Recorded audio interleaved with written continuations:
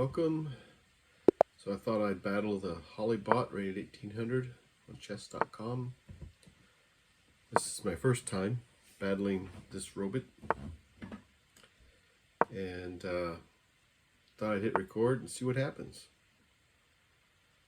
1800 is a tough robot for me. I got to keep my pencil sharp, and usually I can beat an 1800 bot, but not always. It just depends. So,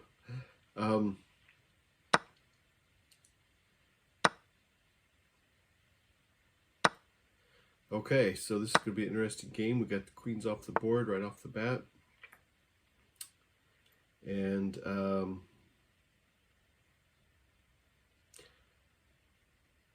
but I feel like I'm getting knocked around a little bit here in the opening.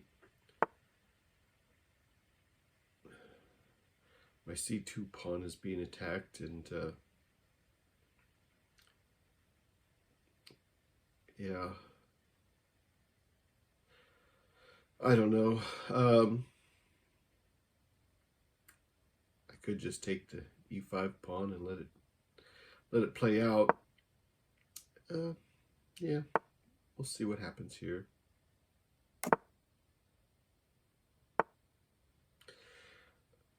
I was talking in my last video.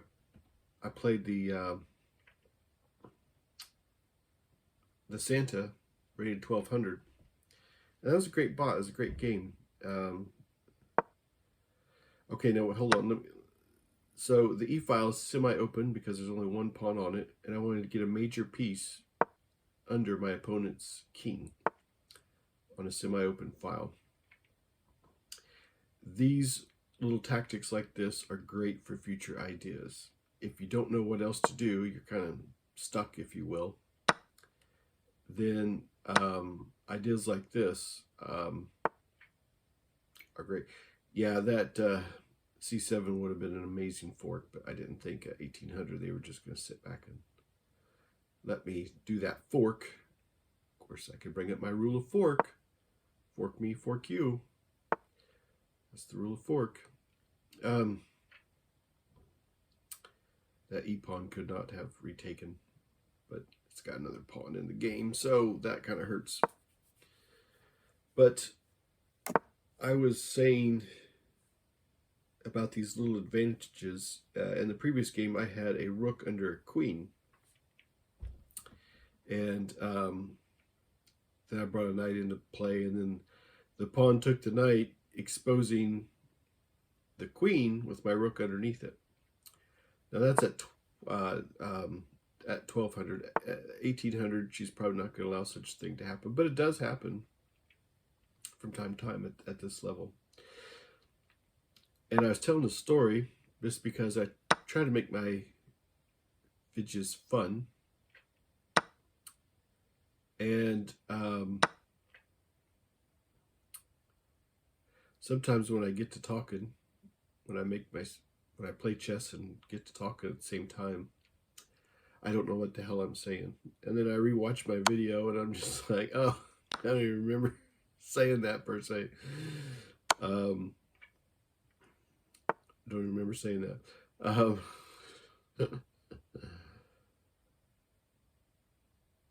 Okay, so we both have knights.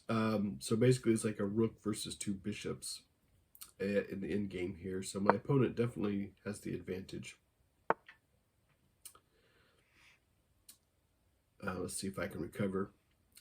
But I was talking about this peekaboo style chess where you have a major piece on an open or a semi-open file, which allows you to pop into this peekaboo mode, where it's, your opponent's like, oh my gosh, yeah, I took your knight, but I didn't realize that now your rook could swing up here. And so it reminded me of the Mike Tyson style of boxing. Not his recent match, but from years ago. And I was telling a story that the audience might be interested to know, but In the late 80s, I was way into boxing, and in the early 90s became a amateur boxer. This is a true story, by the way. I'm not just saying this for the video. This is a true story. And at the time, depending on what shoes I was wearing, I think bare feet I was 5'10". I think with the right shoes I was 5'11", and I wanted to be a heavyweight. And my boxing coach told me I was too short to be a heavyweight, and I was like, "What are you talking about? I'm like 5'10". How could I be too short for anything other than maybe playing basketball or something?" But so, and this was the same time that Mike Tyson was coming about and wasn't quite a household name yet at this point. But some of us who followed boxing certainly knew who he was. And he was my height. He was 5'10". And so, and he was a heavyweight. And if you look at some of the footage of him with his old fights, you know, my boxing coach said, "Hey, look, man, you want to be a heavyweight, you got to be a minimum of 6'2". That's what I was told. Anyway, so Mike Tyson was my height, and you look at some of these videos of him, and it's like, oh my gosh, he's given up a huge reach advantage. But he used to play this peekaboo. He used to crouch down. If you've seen some of his fights, and he said he was cautiously aggressive, and I think that's exactly a good strategy for chess. Cautiously aggressive, and he would wait for the right moment, and then strike and knock his opponent out. And that's kind of what you do with the open file. So I don't mean to ramble so much, but that's what I'm talking about. Like in the previous video where there was an open file, and I didn't know what else to do, so I just put my rook on the open file, and my opponent's queen was on the other side, and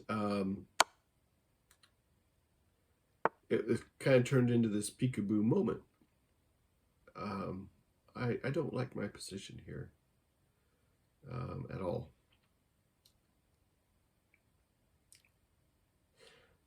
So anyway, Mike Tyson's boxing style just reminds me a lot of chess strategies.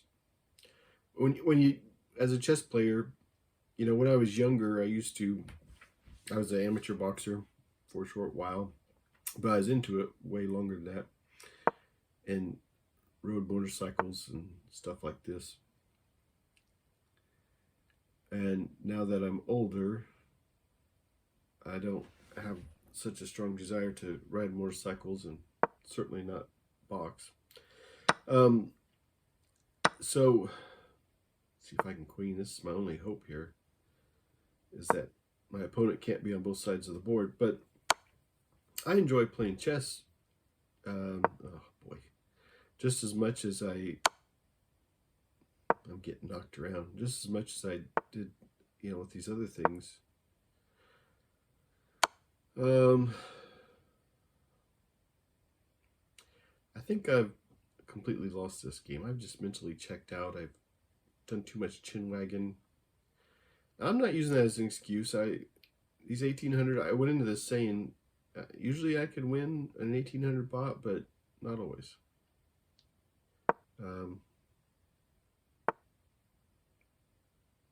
Oh boy.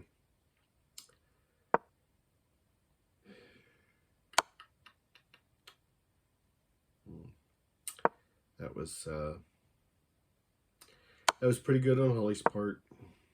I think I'm pretty much done at this point. Yeah. Huh.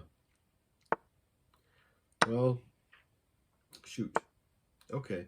But remember that if you're stuck in chess, yeah, this is over. Okay. Rematch. Come on, let's do it. Okay, this round 2. Ding, ding, ding. No, I lost. It's more than a round. This is game 2. I lost the first game. And that's the way it is. I need to quit it, admit it. I lost the first game. So I need to pay a little closer attention and not let that happen again. There's no shame in being beaten by an 1800 pot. For me, if you've already moved way past the point of where I am at in chess, then congratulations. And I should be watching your video, not you watching mine. It's a lot of fun playing chess, and yeah, that that really has helped me a lot. That being, when you don't know what else to do, just put a piece. But I got to be careful of this. So hang on, because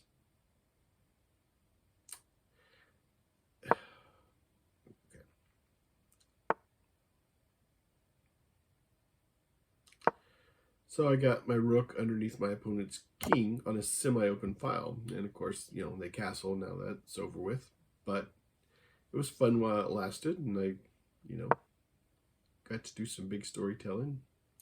It's a fork waiting on me, but yeah, they're not going to let it happen.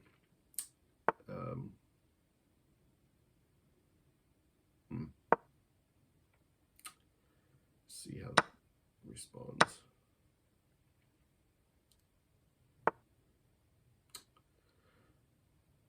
Huh. Okay.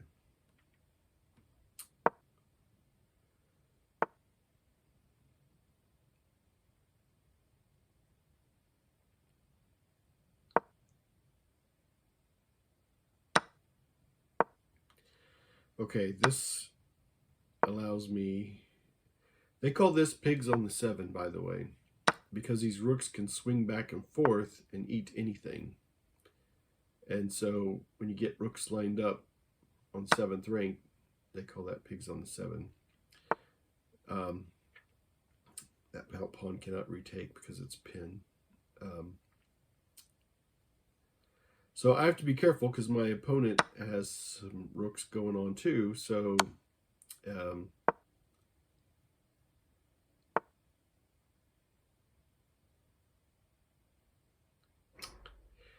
now the rook that's on the 7th rank, if I move it off the 7th rank, I'm going to lose my 6th rook.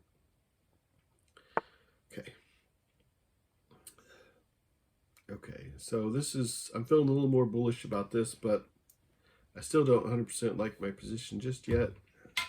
Need a swig of coffee here. Okay. Think about this.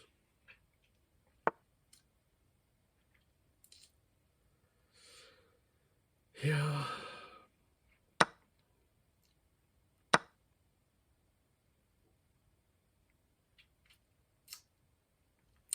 Doing a little better in this game than I did the last one.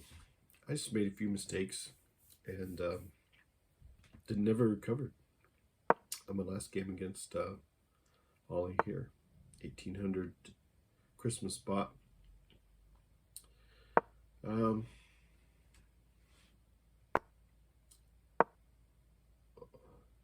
See if I can. Usually, in all things being equal, you want to get your major piece under your pawn and then promote. Is kind of like the thing. Is you want your major piece under your pawn. I've played games where my major piece is on top of my pawn and I just can't get it promoted, and it's frustrating. So proper play should close this out. However, I'm pretty good at screwing things up. You'd be surprised at what I can screw up towards the end on things that should be a no-brainer slam dunk, and then I end up screwing things up. I'm good at that. And we're both trying to queen, so I do have to be careful of that.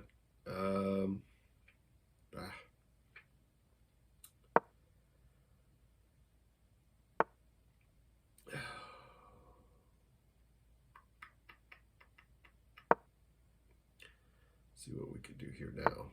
Now I feel like, yeah, this should proper play should definitely close this out. And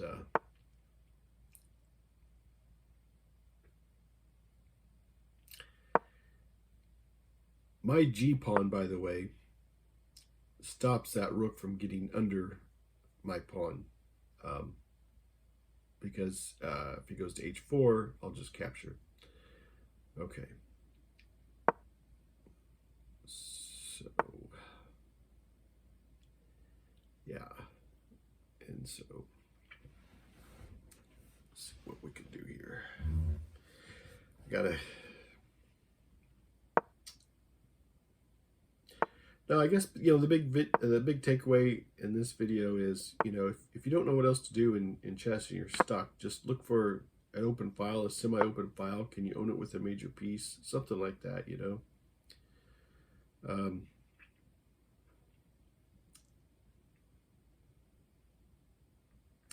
I was hoping to have a moment like that in this game so that I could use the same story, but I just made it work anyway.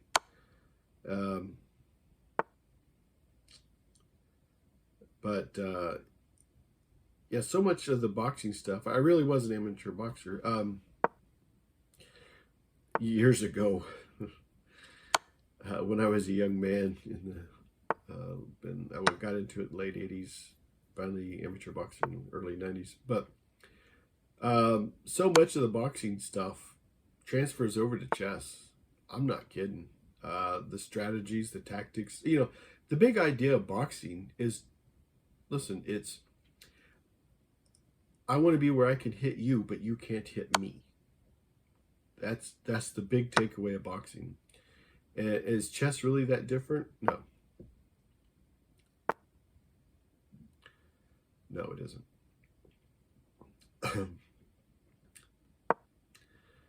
Both take a lot of discipline, a lot of hard work, blah, blah, blah. Okay. There's a few ways to close this out. Trying to think what's the most efficient. Now we just got mate in one. Okay, all right. So good deal, good deal. Yeah, I'm happy with that game. Very pleased with that. Let's look at the numbers. Just real quick. Okay.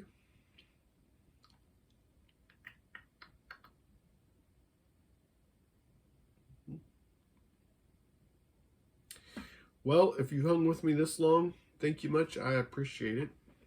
Thank you. Thank you. Thanks for watching and have a great day.